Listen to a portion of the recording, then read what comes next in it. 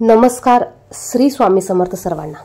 जो उपाय आपण या व्हिडिओमध्ये बघणार आहोत हा उपाय अत्यंत प्रभावी असा उपाय आहे. आपल्याला नारळाचा अत्यंत प्रभावी असा उपाय शनी अमावस्येच्या दिवशी करायचा आहे. इतर अमावस्येप्रमाणे शनी अमावस्या देखील सर्वात मोठी अमावस्या मानली जाते.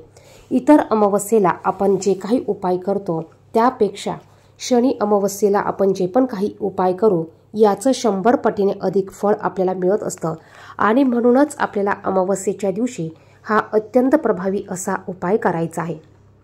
जर का तुमच्या घराला दोष लागला असेल, वास्तू दोष लागला असेल, बाहेरची बाधा झाली असेल, नजर बाधा झाली असेल, त्याचप्रमाणे घरातील व्यक्तींना जर का अमावस्येला त्रास होत असेल, घरात अमावस्येच्या दिवशी कटकटी भांडणे होत असतील, घरात विचित्र वातावरण तयार होत असेल, काहीतरी असल्यासारखा भास होत असेल तर आपण हा उपाय अमावस्येच्या दिवशी आवर्जून करायचा आहे.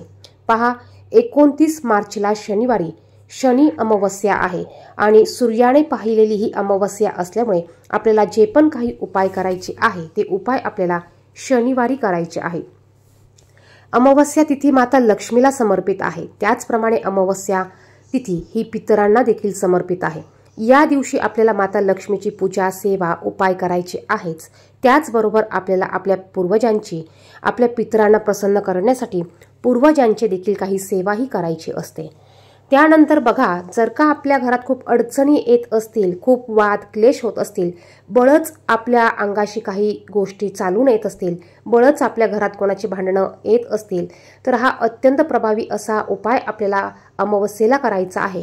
तुम्ही हा उपाय 3 अमावस्या करून बघा. 100% तुम्हाला या उपायाने तुम्हाला चांगलं फळ बघायला मिळणार आहे.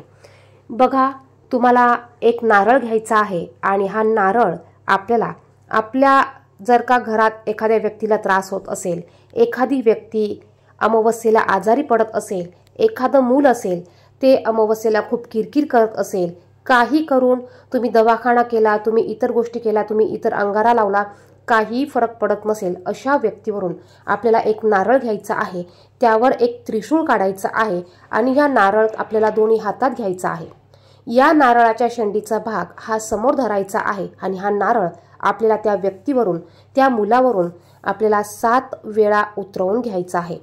नारळ घेताना तुम्ही नारळ चांगला बघून घ्या, विकत आणा आणि हा नारळ आपल्याला मुलांसाठी वापरायचा असेल तर फक्त मुलांसाठी तुम्हाला वापरायचा आहे.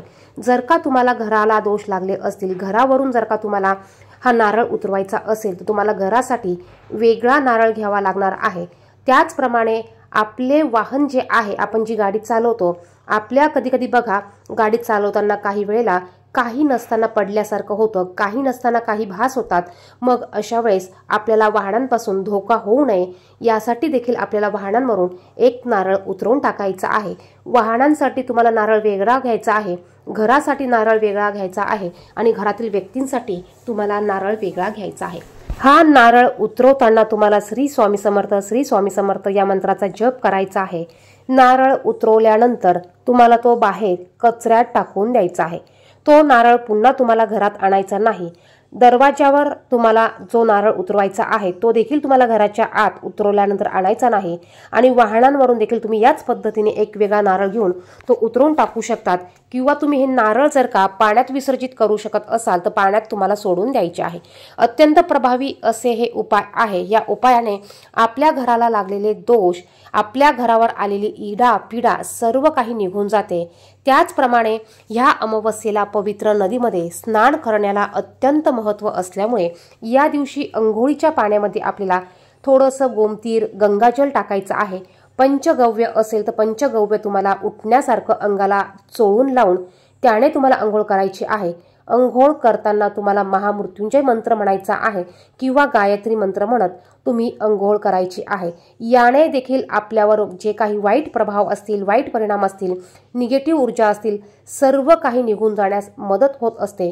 अमावस्या तिथी ही अशी तिथी आहे, या दिवशी आपल्या घरातील सर्व नकारात्मक ऊर्जा काढून टाकण्यासाठी, त्याचबरोबर आपल्या अवतीभोवती असलेली निगेटिव्ह ऊर्जा नष्ट करण्यासाठी अत्यंत प्रभावी असे हे छोटे छोटे उपाय आपण सर्वजण नक्कीच करू शकतो.